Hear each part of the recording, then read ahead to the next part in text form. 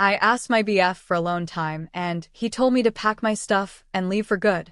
It all started right in the middle of the pandemic, back in mid-April 2020. My boyfriend, 29, and I, 30, had been dating since the previous summer. I lived alone in a downtown DC apartment, and he lived alone in a house in Annapolis, about 40 minutes away. Before quarantine, we did really well splitting weekends between both places, but when the states shut down for COVID, we decided it made the most sense for me to temporarily move in with him. His house was bigger and had a yard that was ideal for the dogs. As you might imagine, cohabitating had its ups and downs. We were learning to live together on the fly in a space that wasn't really mine, enjoying dinners cooked together and glasses of wine while watching shows. But the drastic disruption of our routine started taking a toll.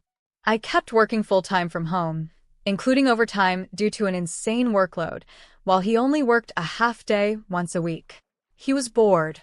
I was stressed and exhausted. I am used to needing moments of absolute silence to recharge, but he preferred a noisy household.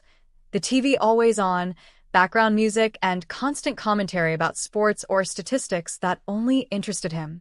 Every time I tried to step away for a bit by saying, "I'm going upstairs to read," or "I need some quiet time," it bothered him that I didn't want to do what he wanted. Gradually, I started becoming more impatient and short-tempered, which wasn't fair to him either. One night, he wanted to watch the NFL draft, so I took the opportunity to FaceTime my girlfriends upstairs, missing that support network I so desperately needed. While talking to them, I heard him downstairs complaining to his dog that I never wanted to spend time with him. When I finished, I went down, sat on the sofa, and said with a good attitude, "Hey, I heard you talking to the dog. I came to keep you company. How are your team's picks doing?" His response was cold and bitter. "Ugh, it was quiet until you came down."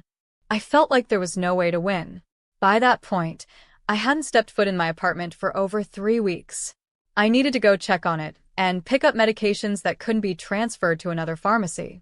We were originally going to go together, but seeing the built-up tension, I suggested I just go alone, spend a night in my own space to recharge, and come back the next day.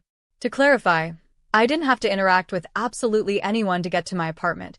My car had plenty of gas, and the exposure risk was the exact same as if I had stayed. The next morning, when I packed a bag with the essentials for a single night, my work laptop, underwear, and facial moisturizer, he suddenly got upset. He dropped the bomb that, since I was leaving anyway, I might as well take all my stuff and not bother coming back. I tried to talk it through with him to understand why he saw everything in such all-or-nothing terms. He said it was obvious I didn't want to spend time with him, so I could just clear out for good, and we'd see about resuming the relationship when the states open back up. The wildest part is that he actually finished bagging up the rest of my stuff and hauled it out to my car himself. I froze. All I wanted was to read in silence, water my plants, take my anxiety pills, sleep alone in my bed, and watch my trashy TV shows without interruption. And now my relationship was destroyed? I felt frustrated for trying to handle things in a mature way and failing so miserably. What on earth was I supposed to do from there? Update. Well, as probably no one will be surprised to hear, we ultimately broke up. It wasn't immediate. In fact, some time after the initial incident, he insisted he hadn't meant what he said and had overreacted out of emotional stress from the lockdown. We gave it a second shot while keeping our separate homes for a few weeks. At first, things went well enough, but unresolved trust issues quickly bubbled back to the surface. Since I wasn't physically glued to him all the time, his insecurity about the distance went into overdrive.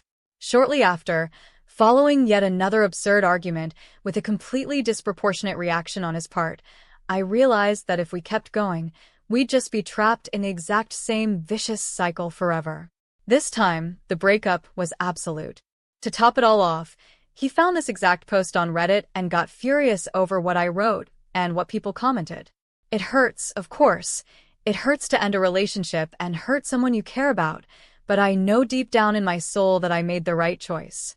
At 30 years old, I've learned that compatibility matters more than blind effort, and peace of mind is non-negotiable. Time to keep moving forward, one day at a time.